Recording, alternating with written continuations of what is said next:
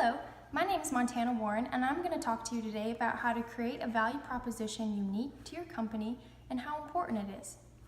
A value proposition is the number one thing that determines whether people will bother reading more about your product or not.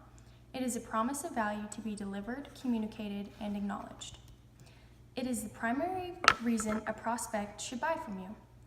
A value proposition is an innovation, service, or feature intended to make your company or product attractive to customers. This statement convinces a potential consumer that one particular product or service will add more value or better solve a problem than other similar offerings will. The ideal value proposition is concise and appealing to a customer's strongest decision-making drivers. The number one mistake in creating a new business is making something that nobody wants. Why? Because it costs too much, or the perceived value is too low, or it simply doesn't work. Or it might be that the problem the product or service solves isn't critical. To avoid this, you must connect your value proposition to the customer. When creating your value proposition, you must understand how your company sets itself apart. You have to put yourself in the customer's shoes. You must know what business you're in and understand what your product or service can do for your customers.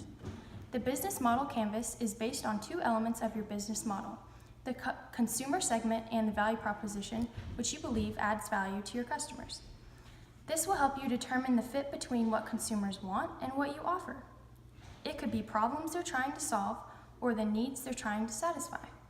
According to Michael Skok, an entrepreneur turned venture capitalist, there are 4 steps to consider when building a compelling value proposition: define, evaluate, measure, and build.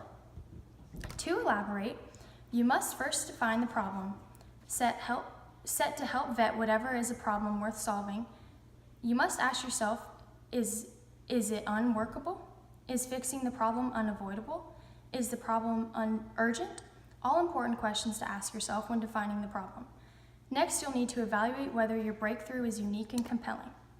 After that, you'll measure potential consumer adaptation using a pain and gain ratio, which includes measuring the gain you deliver the customer versus the pain and cost for the customer to adapt.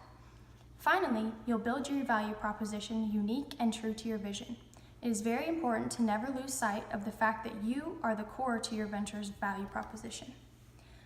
Two good examples of a good value proposition is Uber, the smartest way to get around, or Apple iPhone, the experience is the product.